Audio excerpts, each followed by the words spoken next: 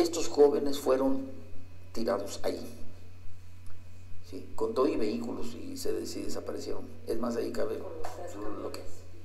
lo que quieras echarle ahí. Al parecer no le fue respondida la carta. ¿Qué acciones hay al respecto en este sentido? Voy a pedir un informe al secretario sobre este tema, si te parece. Y yo tenía muy buena relación con el general Gallardo. Murió sin que se le hiciera justicia. Recordemos que se le liberó, pero a través de unos consejos de guerra. Lo sentencian a 28 años de prisión cuando llega el gobierno de Fox.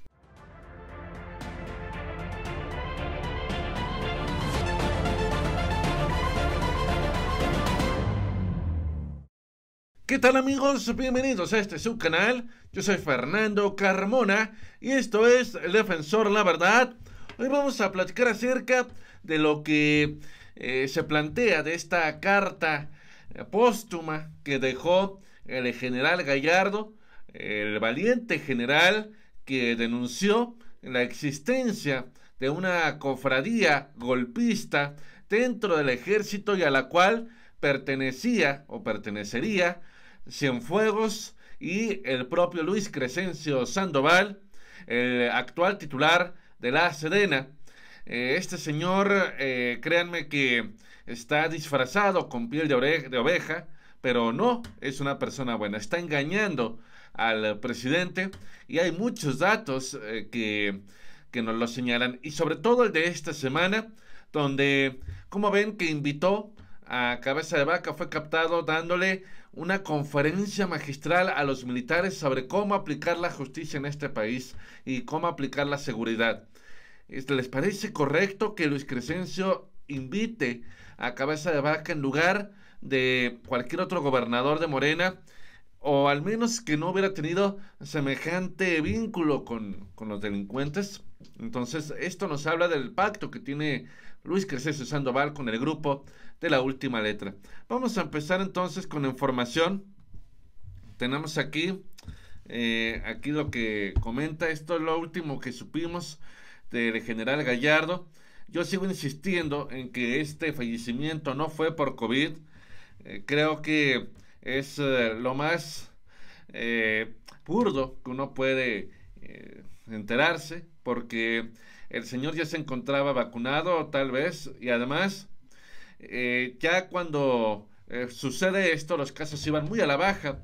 Por eso yo no me trago el cuento de que fue por COVID, tomando en cuenta los antecedentes que tiene, de que fue encarcelado injustamente, de que fue perseguido, de que fue amedrentado, ¿no?, para evitar que dijera cosas que sabía de la corrupción dentro del ejército. Por eso yo no me lo trago. Y había varias cosas que él sabía. Por ejemplo, vean lo que pasó la semana pasada, de lo cual nosotros hablamos, donde un excomandante de la Policía Ministerial en Iguala estaba ligado al caso de los estudiantes y le dieron en la torre, ¿no?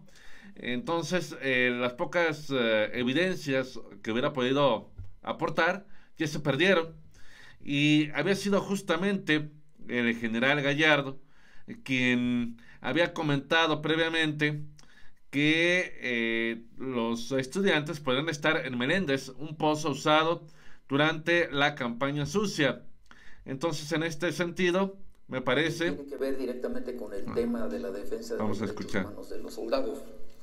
En México no existe, es una oficina de asuntos militares en donde va a permitir que haya una interacción de información, de la transportación del paquete electoral, la logística pues como están. No, para nada, ¿no? El ejército ha permitido esas violaciones. Entonces aquí lo que tenemos que hacer es que en las próximas elecciones el ejército no se entrometa en esos asuntos. El ejército no debe entrometerse en eso. Si la paquetería electoral es violada entre las mismas autoridades civiles, eso ya no es cosa de nosotros. Entonces aquí se fijan, da algunos datos muy interesantes respecto a este punto, también de las elecciones, cómo tienen que vérselas para poderlo llevar a cabo de la mejor manera el resguardo. Y su hijo precisamente también comentó que no se le hizo justicia nunca a su padre. Mi padre murió sin que se le hiciera justicia. Recordemos que se le liberó, pero a través de unos consejos de guerra. Lo sentencian a 28 años de prisión. Cuando llega el gobierno de Fox, por presión internacional y en materia de derechos humanos, trataron de que mi padre aceptara el indulto. Él nunca iba a aceptar el indulto porque era aceptar las culpas. Nosotros proponíamos que fuera el reconocimiento de inocencia. Se buscó una figura en el Código de Justicia. Entonces, entre muchas condiciones que le pusieron, lo liberaron. Y precisamente hoy se da a conocer durante la mañanera el hecho de que pues se les dejó una carta y el presidente le pide explicaciones a Luis Crescencio Sandoval, quien se encontraba ahí presente, y chequen lo incómodo que se nota. Cumplirán 2 meses del fallecimiento del general Francisco Gallardo, que bueno, como usted sabe, intentó o propuso la creación de un defensor de los derechos humanos, un ombudsman militar, en una época pues plena de autoritarismo, y así le fue, porque fue encarcelado, como usted sabe, y la persecución no nada más pues se cebó contra él, sino incluso contra su familia. Y bueno, él murió, como le decía, el pasado 29 de abril, y le había enviado a usted una carta en la que él solicitaba que se le reintegrara su dignidad como militar, y también que se hicieran las acciones correspondientes para castigar a los responsables de su encarcelamiento y de su persecución al interior de las Fuerzas Armadas, y también para que se mejorara la situación de los derechos humanos entre los militares. Señor presidente, ya murió el general, al parecer no le fue respondida la carta. ¿Qué acciones hay al respecto en este sentido? Voy a pedir un informe al secretario sobre este tema, si te parece. Y yo tenía muy buena relación con el general Gallardo, sobre todo porque fue perseguido y yo estaba en oposición, y pues siempre ayudamos. Incluso participó en la creación de nuestro movimiento, fue nuestro candidato en Colima, estuve con él acompañándolo, y pues lamento mucho su fallecimiento. Entonces, chequen ustedes el nerviosismo de Luis Crescencio Sandoval. Y en este sentido, chequen por qué estoy hablando de Luis Crescencio Sandoval. Porque, ¿cómo es posible que este hombre hubiera invitado a cabeza de vaca justo a una reunión que se tuvo con militares dentro de una especie de conferencia o de curso?